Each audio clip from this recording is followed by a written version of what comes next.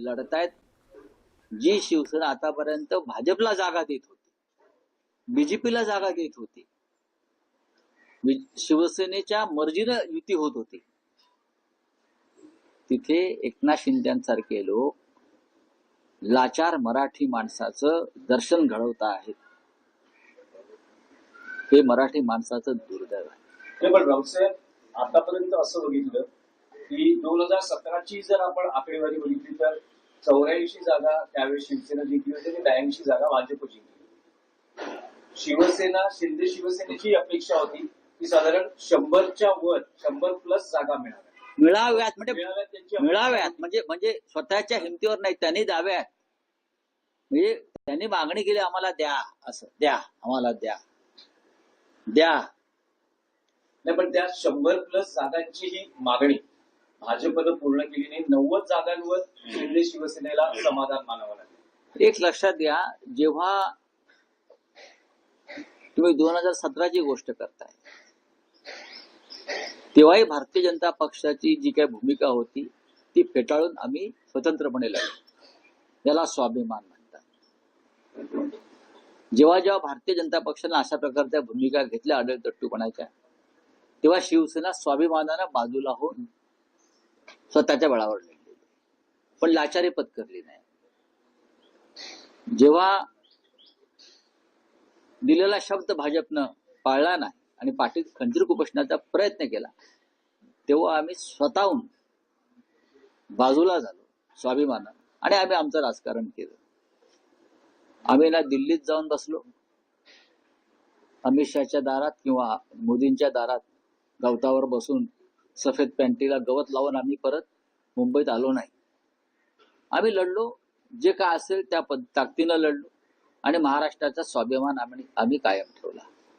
पण आता चित्र फार वेगळं दिसतं. ताबडतोब त्यांनी स्वतःला शिवसेना म्हणून घेणं बंद केलं पाहिजे.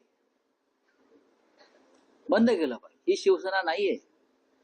उद्धव ठाकरे यांच्या नेतृत्वाखालची शिवसेना खरी आहे. पण राऊतसाहेब, ठाण्यामध्ये एकनाथ शिंदेचा भाजपनं मान राखलेला दिसतो आहे.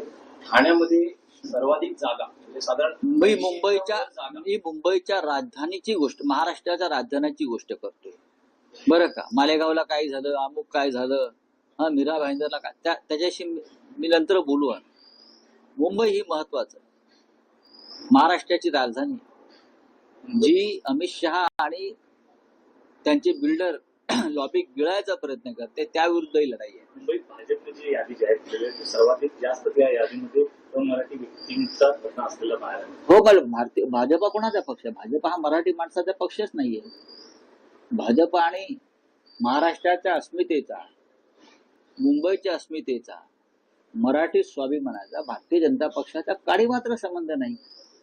त्याच्यामुळे त्यांच्या यादीमध्ये परप्रांतीयांचा भरणा असेल तर त्यात आश्चर्य वाटण्यासारखं काय? उमेदवारी जाहीर केल्यानंतर बरीचशी नाराजी देखील होता बाहेर. वरळीमध्ये उद्धव ठाकरे यांना मध्यस्थी करावं लागली. नाराजांना बोलवून होत असतं ना, असं होत असते. एकापेक्षा जास्त इच्छुक असले काही ठिकाणी तर सर्वच पक्षांमध्ये ही अशा प्रकारचं वातावरण असतं. ते आता उद्या संध्याकाळपर्यंत पूर्णपणे निवळून जाईल. पुण्यात आणि पिंपरी चिंचवडमध्ये दोन्ही एनसीपी एकत्र आहे. त्यांचं मी स्वागत करतो. या पलीकडे माझ्याकडे शब्द नाही. बऱ्याच ठिकाणी पण असं भाकीत वर्तवलं जात आहे की पुणे आणि पिंपरी चिंचवड दोन्ही एनसीपी एकत्र आहेत आणि महापालिका निकालानंतर महाराष्ट्राच्या राजकारणातही आणि देशाच्या राजकारणातही काही मोठे निर्णय दोन्ही एनसीपी मिळून घेऊन. काय मोठा निर्णय असू शकतो? काय मोठा निर्णय म्हणजे असा काय मोठा निर्णय असू शकतो? शरद पवारांनी एनडीए बरोबर हा मोठा निर्णय मानत नाही. शरद पवारांनी एनडीए हा मी मोठा निर्णय मानतच नाही. आणि पवार साहेब असं करतील असं मला वाटत नाही. पवार साहेबांची विचारसरणी पुरोगामी विचारांचे ते नेते आहेत.